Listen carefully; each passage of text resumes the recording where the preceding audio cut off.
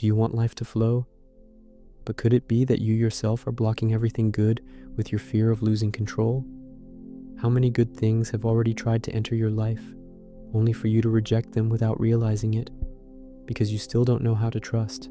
Trusting the universe and stepping into the flow of life's goodness is not about learning a trick to attract what you want. It is about stopping the poisoning of your own life with fear, control, and desperation. Because while you try to squeeze life by the throat to force it to obey you, you dry out inside, you lose peace, you lose presence, you lose your soul. And this is exactly where Rumi enters like an open wound and a cure at the same time. He does not soothe you, he exposes you. He shows that what is keeping you from the flow is not bad luck, but the silent violence with which you try to command everything. And if this is not broken now, you may remain surrounded by signs, techniques, and beautiful phrases, and still spend years disconnected from yourself. But if you stay until the end, you will understand what truly needs to die within you for life to begin flowing in your favor again. You say you want to trust the universe, but what you really want is a guarantee that nothing will hurt. And that is your rupture with the flow.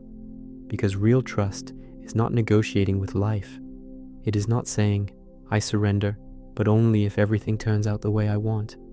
It is not saying, I accept, but only if I don't lose anyone, don't lose money, don't lose time, don't lose image, don't lose control.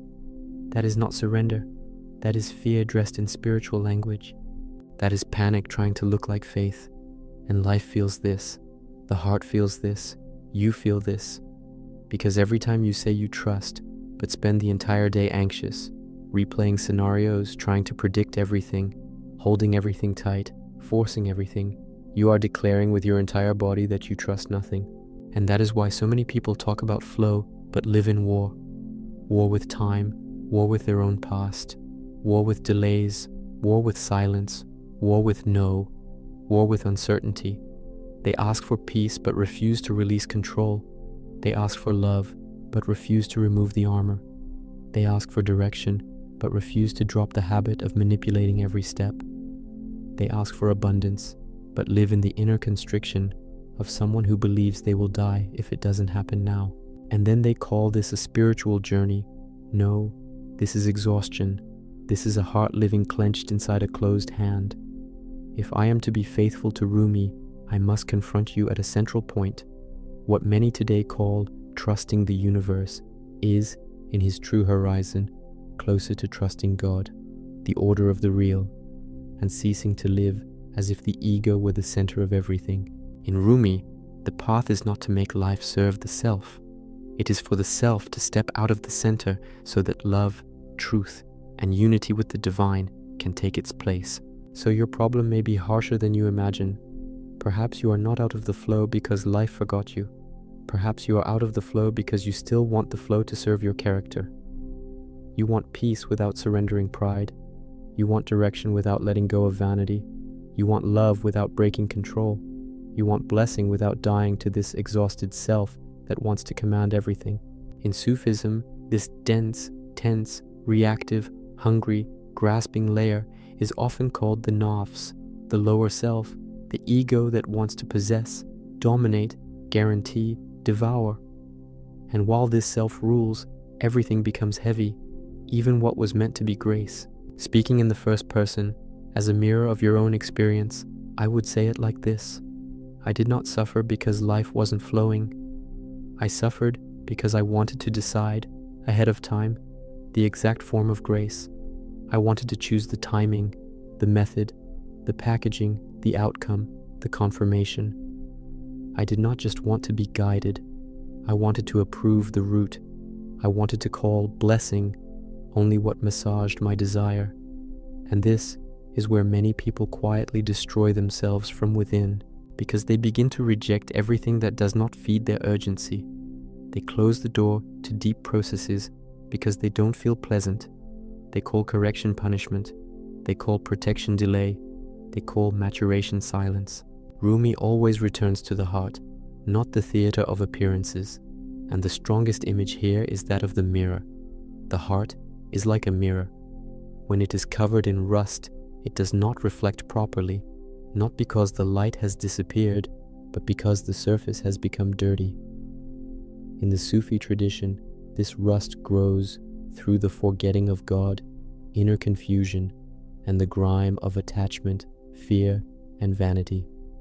The problem, then, is not only what is coming from outside. The problem is the condition of the mirror through which you are seeing life. Feel the violence in this. Perhaps life is already trying to reach you, but you interpret it through a rusted heart. Perhaps love has already knocked on your door, but you doubted it. Perhaps direction has already been given, but you found it too small. Perhaps protection has already happened, but you called it loss. Perhaps the flow was already trying to carry you, but you chose the prison of the familiar. Because the rusted heart does not know how to read subtlety. It only understands shock, noise, immediate proof, quick satisfaction. It wants a miracle that flatters the ego, not a truth that heals the soul. And here lies one of the deepest wounds. You don't just want good things to happen, you want them to happen without requiring you to change within. But Rumi does not feed that illusion. His path is not cosmetic. His path is fire. He does not take your fear and comfort it. He asks why you built your entire life around it. He does not simply say relax. He asks why you turned control into identity. He does not simply say receive. He asks what in you is still incapable of receiving without trying to possess. Because there is a brutal difference between receiving and grasping. To receive is to open the hand. To grasp is to close it. To receive is to be alive to what arrives. To grasp is to suffocate what arrives. Receiving is born of trust. Grasping is born of panic. Receiving allows flow. Grasping creates prison.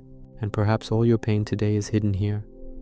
You are not living love, work, faith, relationships, time, and projects as someone who receives. You are living them as someone trying to prevent loss. And whoever lives trying to prevent loss has already lost the present. In Sufism, trust is not anesthesia. It is not passivity. It is not becoming a stone. The word tawakkul points to trust and surrender, not because pain disappears, but because one stops breaking internally against the will of God and stops living as if every difficulty were proof of abandonment. It is not the absence of struggle. It is the absence of inner war against the real. See how this changes everything? You can keep working, trying, building, loving, deciding, acting, choosing. But you no longer act like an emotional beggar trying to extract security from the world. You act with a less grasping heart. You act without that fever of, it has to be now, it has to be this way, it has to prove me, it has to guarantee me. And this transforms the entire face of life. Because when desperation leaves, perception clears. When obsession leaves, discernment enters. When the ego stops shouting, you begin to hear again. And listening is a decisive word here. Almost no one is listening. People are demanding, comparing, guessing, forcing, dramatizing, running, performing. But listening, almost no one. Listening to what? Listening to where the heart tightens when you lie to yourself. Listening to where the soul shrinks when you insist on what is already dead. Listening to where the body grows heavy when life is being lived against the truth. Listening to where peace disappears when you make agreements with what is not meant for you. Flow does not begin when everything smiles. Flow begins when you stop betraying the small truth you already know. Perhaps you already know what is blocking your life. Perhaps you know and are pretending not to. Perhaps it is a relationship sustained by the fear of being alone. Perhaps it is a project driven only by the need to prove your worth. Perhaps it is a version of yourself constructed to be accepted. Perhaps it is the addiction to constantly seeking signs because you have lost the ability to remain in silence. Perhaps it is haste. Perhaps it is envy. Perhaps it is comparison. Perhaps it is this hunger to be seen. And until this is faced with honesty, you will continue calling spiritual blockage what is in truth emotional attachment. Rumi wounds because he touches exactly this point. He does not let you turn spirituality into beautiful makeup for an intact ego. He calls you into a kind of love that removes the false center from its place, and that hurts. It hurts because you spent years believing that survival meant control. It hurts because you confused vigilance with care. It hurts because you called anxiety responsibility. It hurts because you called distrust intelligence. It hurts because you took pride in being someone who doesn't get fooled, when deep down you were simply afraid to surrender to what is alive. And let me tell you something with full force. Not entering the flow of life's goodness is not just about missing pleasant moments. It is about sickening your own perception. It is seeing threat where there was a door. It is seeing humiliation where there was pruning. It is seeing delay where there was preparation. It is living in reaction. It is losing beauty. It is losing presence. It is losing the simple. It is being unable to rest even when, for a moment, everything is fine. It is carrying the mind like a room where everyone speaks at once. It is going to bed, tired, and waking up tight. It is living surrounded by opportunities and still feeling untouched by life. That is why the turning point is not, how do I make the universe give me more? The turning point is something far more raw. What in me is preventing me from recognizing, receiving, and accompanying the good when it comes? What in me turns blessing into fear? What in me takes an open door and runs to build a familiar prison? What in me only calls something love if it feeds dependence? What in me only calls something direction if it agrees with my pride? If I translate this path into something simple and brutal, it would be this. Stop begging for flow while feeding what makes you heavy. Stop asking for clarity while lying to yourself. Stop asking for peace without letting go of the addiction to anticipation. Stop asking for love without dismantling the demands of your fear. Stop asking for signs while fleeing silence. Stop asking for abundance while your heart still lives in siege mode, as if everything were about to escape. Flow will not fully open to a hand that remains closed. And this does not mean you must become someone without desire, without dreams, without direction. No, it means the desire must be purified, the dream must be purified, the intention must be purified. In Rumi and in Sufism, the point is not to kill life, it is to cleanse the heart so it can see again. The remembrance of God, the turning toward the real, the cleansing of the heart's rust, all of this points to the same truth. You were not made to live torn between hunger and fear. You were made to love truth more than you love control. So begin to notice where your energy is draining away. It drains every time you try to control everyone's reactions. It drains every time you imagine 100 futures and live none. It drains every time you bend yourself to avoid displeasing others. It drains every time you insist on what has already emptied. It drains every time you trade presence for performance. It drains every time you ask life to carry you while still clinging to what is pulling you under. The real confrontation is this. Perhaps you do not need to learn how to attract everything good. Perhaps you need to stop repelling what is good with your constant tension, because a tense person repels rest, an obsessed person repels listening, a controlling person repels surprise, a distrustful person repels intimacy, a grasping person repels the very flow they claim to want, not because of some magical punishment, but because the inner state itself closes the passage. The heart contracts, vision narrows, the hand hardens, and life loses space. And there is still one detail almost no one wants to hear. Entering the flow does not mean everything becomes comfortable. Sometimes, precisely when you begin to return to truth, life disrupts what you were using to numb yourself. Doors close, masks fall, old desires lose their shine, people drift away, the ground shifts. But this is not necessarily ruin. Often it is cleansing. Often it is mercy. Often it is life pulling you, painfully, away from what you would have continued calling destiny, simply because you were afraid to let go. That is why trust is so difficult. Because real trust requires dying to the fantasy of control. It requires accepting that not every delay is refusal. It requires accepting that not every discomfort is error. It requires accepting that you do not see the whole. It requires accepting that the urgency of your fear is not wisdom. It requires accepting that life does not exist to protect the image you created of yourself. It requires accepting that true love does not always confirm your character. Sometimes it dismantles it. And when this begins to be seen, something changes in a way that is almost painfully simple. You stop begging for guarantees. You stop turning every silence into a threat. You stop confusing delay with neglect. You stop demanding proof every 5 minutes. You stop measuring the value of your life by the speed at which your desires are fulfilled. And you finally begin to breathe within the present moment. You begin to act without tearing yourself apart. You begin to speak without betraying yourself. You begin to let go without destroying yourself. You begin to see that flow is not a reward for those who master spirituality. Flow is the consequence of a heart less contaminated by fear.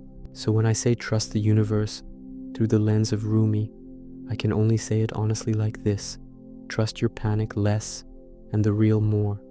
Trust less the voice that wants to guarantee everything, and more the voice that calls you toward truth. Trust less the theater of the ego and more the cleansing of the heart.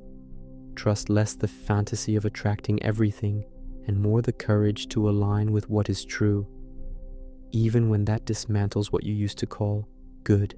Because perhaps the good things in life do not begin when everything arrives.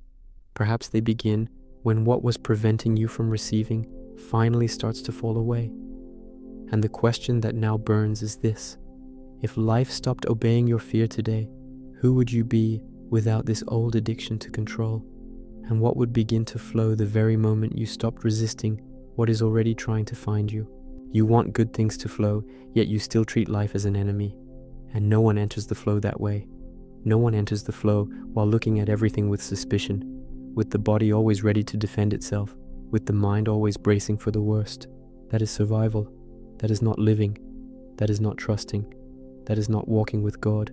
That is standing at the door of your own life, knocking in desperation, while the lock is on the inside and your hand is still trembling too much to turn it. And notice how this shows up in small things. You receive an opportunity, and instead of opening your chest, you search for flaws. You feel a calling, a direction, a simple peace, but you run to ask fear what it thinks. You meet someone good, but you already imagine abandonment. You begin something beautiful, but you already think about failure. You live a light day, but deep down, you don't let the lightness in because you are already preparing for when it ends. So tell me honestly, how is life supposed to flow through you if you never let it land? This is the hidden tragedy. You think you suffer because good does not arrive, but often good does arrive and finds a closed house. It finds a soul too tired to receive. It finds a heart trained to suspect everything that is simple. It finds someone so used to struggle that peace feels strange. And when peace arrives, the person creates noise, creates problems, creates doubt, creates distance, because what is familiar to them is tension. Suffering became the environment. Tension became identity. Chaos became home. That is why trust is not a pretty emotion. Trust is a rupture. It is almost a violence against this old habit of contracting. It is feeling the urge to control and not obeying it. It is feeling the rush and not kneeling before it. It is feeling fear screaming and still not handing your direction over to it. This is hard because for a long time you called this fear protection. You called this tension maturity. You called this excess thinking intelligence. But it wasn't. It was just a heart far from the center, far from presence, far from rest. In the Sufi path, there is something essential. The heart only begins to see clearly when it is no longer governed by noise. And your noise is not only external. The worst noise is what you carry inside. It is the endless conversation, the endless pressure, the endless urgency, the endless performance. It is the internal commentary judging everything, weighing everything, fearing everything, comparing everything. And while that sits on the throne, You cannot feel the subtle breath of life. You cannot perceive the touch of God in the details. You cannot notice the direction that arrives without force. You cannot recognize the door that opens without spectacle. Many people want grand signs because they have lost sensitivity to quiet ones. They want a dramatic rupture because they no longer respect the subtle. They want the sky to shout because the heart has become incapable of hearing a whisper. But the flow of good things almost never begins with an explosion. It begins with alignment. It begins when an inner lie stops being fed. It begins when you finally release an insistence that was drying you out. It begins when you accept a truth that has been trying to enter for a long time. It begins when you stop pushing life in a direction it is clearly not blessing. And here, I need to touch a delicate wound. Perhaps you are tired because you are asking heaven to nourish something it will not sustain in you. Perhaps you are begging for an illusion to work. Perhaps you are calling good something that only soothes your lack. Perhaps you are calling flow simply getting what you want, even if it pulls you away from what is true. But in Rumi's horizon, what is good is not only what pleases you. What is good is what brings you closer to the real. What is good is what cleans your heart. What is good is what makes you less false. What is good is what restores your wholeness, even when it disturbs your comfort. So perhaps your greatest mistake is this: you still measure goodness by immediate pleasure, not by deep truth. If it is easy, you call it a sign. If it feeds your ego, you call it a door. If it confirms your will, you call it a blessing. But what if the blessing comes as a cut? What if the answer comes as waiting? What if God's love for you appears by preventing what would destroy you from within? Would you be able to recognize that? Or would you keep calling abandonment what is in fact care? In Sufism, patience is not standing still while dying inside. Patience, saber, is clean firmness. It is remaining whole without selling your soul to desperation. It is enduring delay without emotionally prostituting yourself to any exit. It is crossing uncertainty without turning fear into the owner of the house. It is staying, breathing, remembering, trusting, even when the mind wants to run toward anything that offers a false sense of relief. And this is far more difficult than it seems, because your mind has become addicted to resolving anxiety with movement, not with truth. Do you want proof? Notice how many times you have made decisions just to avoid feeling emptiness for one more night. How many times you called urgency intuition? How many times you called dependence connection? How many times you called fear of lost direction? How many times you prayed, asked, cried, felt deep down that you needed to wait, and still rushed forward because you could not bear not knowing? This is not a lack of capacity. This is a heart unaccustomed to trusting without guarantees. And that is exactly why trusting the universe, or better, the real God, hurts so much. Because trust without guarantees dismantles the idol of control, and perhaps your true God, for a long time, was not God. Perhaps it was certainty. Perhaps it was predictability. Perhaps it was the feeling that you were in command. Perhaps it was your own ego trying to feel invulnerable. And when that false God begins to fall, you enter crisis, not because life has worsened, but because the illusion of control has begun to die. But there is an immense freedom hidden there. When you stop demanding certainty in order to breathe, life changes texture. The body loosens a little. The gaze softens. Time no longer feels like an enemy. You no longer try to extract answers from every silence. You no longer turn every delay into a sentence. You no longer call every closure a failure. You begin to live with more inner space. And that space is precious because it is where goodness can enter.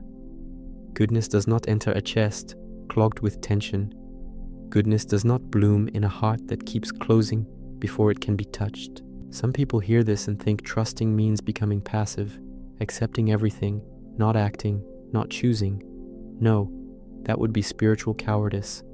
The path does not ask for the death of clarity.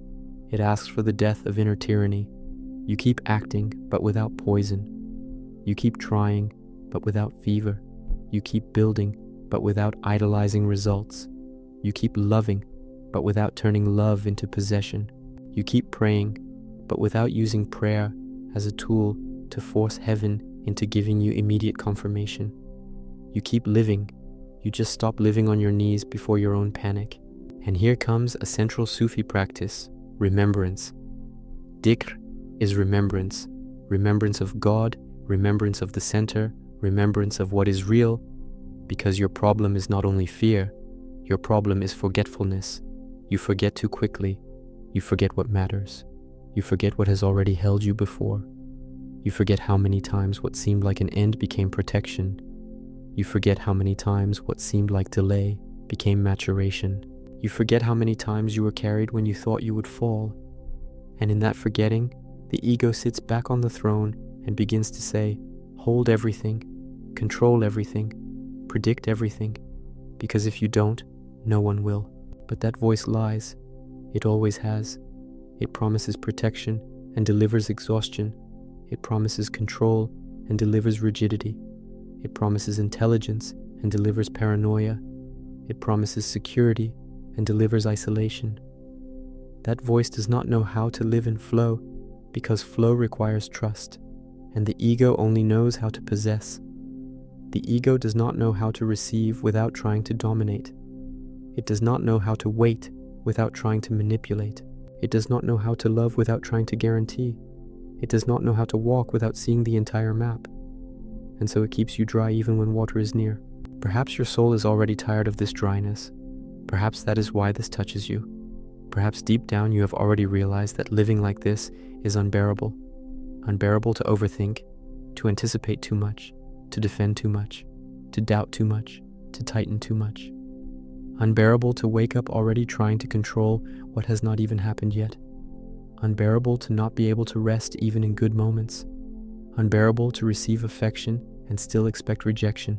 Unbearable to see doors opening and still be afraid to walk through.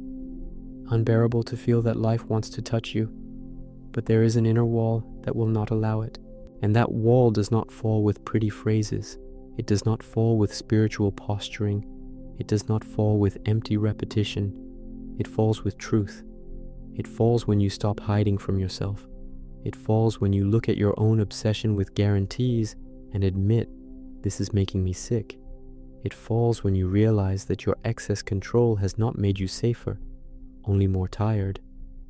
It falls when you understand that trusting is not feeling zero fear. It is stopping obeying fear as if it were wise. It falls when you accept that you will never have total control, and that life does not need to be controlled to be lived. There is a very deep point in Rumi and in the Sufi masters. True love removes you from the center, and that is the only thing that can place you in the real flow. As long as you are the center, everything will be evaluated by utility, confirmation, advantage, defense, gain, loss. But when the center shifts, when God, the real truth, takes the central place, everything begins to be read differently. You stop asking only, does this give me what I want? And begin to ask, does this bring me closer to what is true? That question changes destinies. That question saves years. That question breaks inner spells. Because often what blocks you is not a lack of opportunity. It is the insistence on wanting only what matches your fantasy. And fantasy is a golden prison. It shines, but it traps. It seduces, but it distances. It promises fullness, but delivers hunger. The flow of good things does not enter a soul that keeps kissing fantasy while ignoring truth. And truth is almost always simpler than your mental theater. It appears as a small piece, as a clear no, as a quiet direction, as a need to stop, as a weight you feel when you insist on what you should not, as a relief that comes when you finally let go. In the end, trusting the universe is not about waiting for life to do everything your way, but about stopping the destruction of yourself by trying to control everything all the time. And when you understand this, you realize that the flow of good things begins the moment your heart stops fighting what God, truth, and life itself have already been trying to show you. So tell me in the comments, In which area of your life do you feel you are still trying to control everything? Share this with someone who is also tired of living in inner war. And if this kind of deep, simple, transformative truth truly resonates with you, subscribe to the channel to keep diving into the teachings of Rumi and real Sufism.